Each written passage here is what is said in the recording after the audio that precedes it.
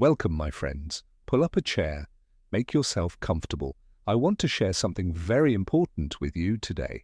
Over the past year, I sat down with 100 people who are in the twilight of their lives, men and women in their 70s, 80s, and 90s, people whose hands are worn, whose eyes have seen decades of history, and who have lived through the greatest economic booms and the most terrifying financial crashes of the last century.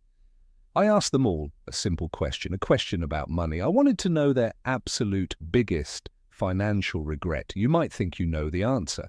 You might think they regretted buying the wrong stock or trusting the wrong broker. You might assume they still carry the pain of losing a fortune during the Great Recession of 2008, the dot-com crash, or the dark days of the 1970s, but you would be wrong. Their biggest regret wasn't what you think it is. It was something far deeper, something that has very little to do with the numbers in a bank account and everything to do with how we choose to live our fleeting time on this earth. To understand their answer, let me tell you a story about a man I met during these interviews. We will call him Arthur. Arthur is 84 years old now. He has a gentle smile and a quiet, slow voice. But back in the 1980s, Arthur was an ambitious man trying to build a secure future for his young family. He worked incredibly hard, saved his pennies, and diligently put his money into the stock market. He watched it grow year after year, feeling a deep sense of pride and security. And then came October 19th, 1987. A day history remembers as Black Monday. In a single day, the market dropped 22%. It was the largest one-day percentage decline in financial history. Arthur sat in his living room, staring at the television. He watched the news anchors sweating. He watched the ticker tape flashing red. He listened to the experts say the world was entering a new depression. He felt a cold dread settle in his stomach. The financial world felt like it was crumbling. So, Arthur did what many people do when they are terrified. He panicked. He picked up the telephone, called his broker, and told him to sell everything, every single share. He locked in his devastating losses, but in that exact moment, he felt a strange, intoxicating sense of relief. He thought he was protecting his family. He thought he was being responsible by stopping the bleeding. But here is the tragedy of Arthur's story. The market did not end that day. It stabilized, and then slowly, quietly, it began to climb. It recovered in 1988. It soared in the 1990s during the massive technological boom. But Arthur never got back in. He stayed in cash. He was completely traumatized, too afraid that the floor would fall out from under him once again. He spent the next 30 years watching from the sidelines as the market multiplied the wealth of those who had stayed patient. Arthur told me, with tears welling in his aged eyes, that he did not lose his life savings because of Black Monday. No, he lost his future wealth because of all the sunny Tuesdays and Wednesdays that followed. He realized, decades too late, that the crash was not the tragedy. His emotional reaction to the crash was the tragedy. Another woman I spoke with, named Eleanor, had a slightly different experience, but the same underlying pain. She lived through the rampant, terrifying inflation of the 1970s. She watched the purchasing power of the dollar melt away, and she was terrified of her money losing its value. Because of this fear, she chased every hot tip she could find. She traded constantly, jumping frantically from gold to real estate to penny stocks. She was always looking for the secret, magical move that would protect her wealth from the changing tides of the economy. Eleanor did not lose her money to a single dramatic crash like Arthur did. Instead, she bled her wealth dry through 1,000 tiny cuts, endless trading fees, terrible market timing, and a relentless, exhausting anxiety that followed her everywhere she went. As I spoke to Arthur, Eleanor, and 98 other seniors, a profound, undeniable pattern began to emerge. The core lesson they learned about money and the markets is something they simply do not teach in high school finance classes. The stock market is not a calculator. It is not just a cold machine of numbers and charts. It is a mirror. It reflects back to us our deepest human emotions. It shows us our naked fear and our desperate greed. The seniors I interviewed realized that building wealth is rarely about outsmarting the market or predicting the future. It is almost entirely about outlasting your own panic. It is about emotional endurance. We are wired biologically as human beings to run away from danger. When we see a fire, we run. When we hear a loud noise, we duck. When we see the stock market dropping aggressively, every instinct in our primal brain tells us to flee, to sell, to protect what little we have left. But the financial market is the one place in modern society where our survival instincts absolutely betray us.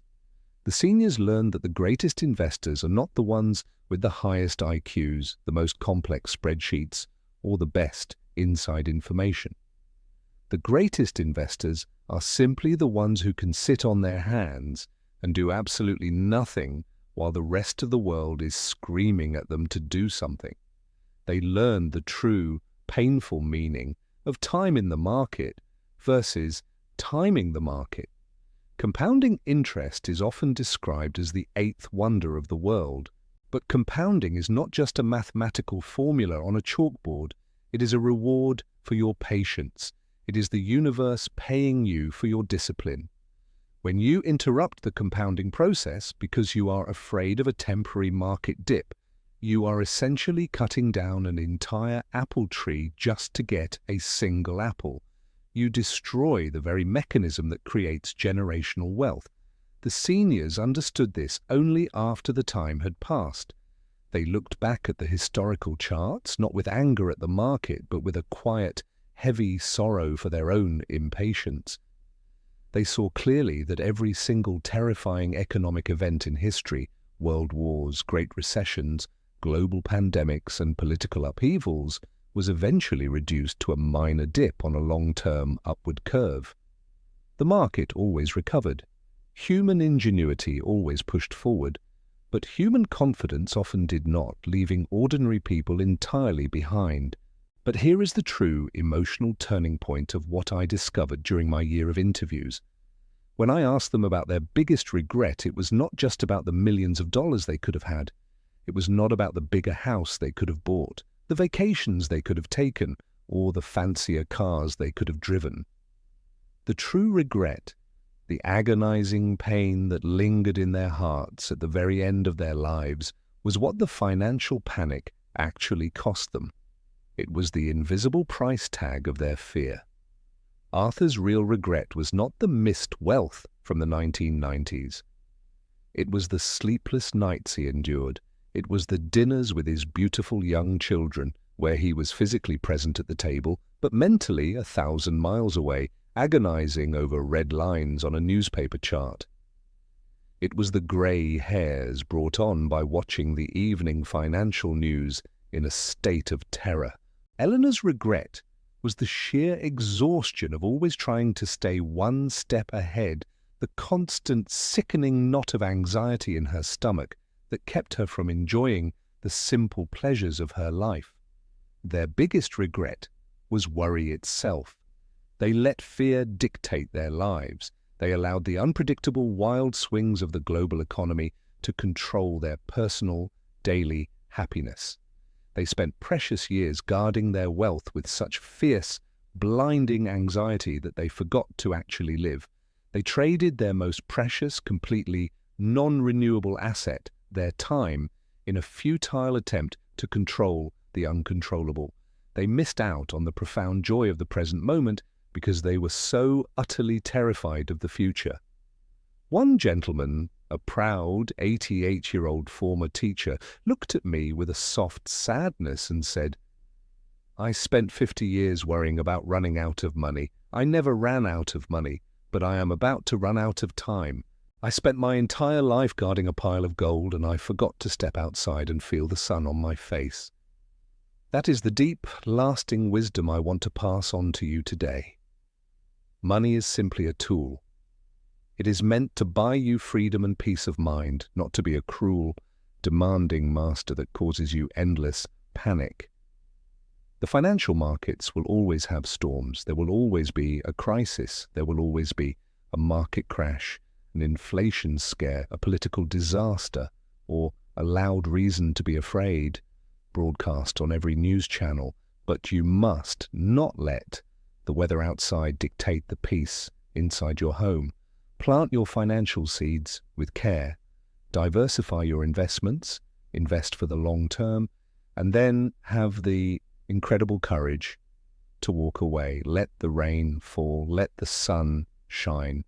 Do not dig up the seed every single day just to see if it is growing. That is exactly how you kill the roots. Have the wisdom to trust in time. You cannot control the stock market. You cannot control the economy. You can only control your reaction to it. Do not look back when you are 80 or 90 years old and realize you spent your entire life holding your breath. Breathe, live your life, love your family, go for a walk. Because true wealth is not just about having a rich, overflowing portfolio. It is about having a rich, beautiful life, completely free from the tyranny of fear. If this message resonated with your heart today, please subscribe to the channel and share this video with someone who might need to hear it. I would also love to hear your thoughts. Leave a comment below and tell me, what is the most important lesson you have learned about money, investing, and true happiness? Until next time, take care of your wealth, but more importantly, my friends, take care of your peace.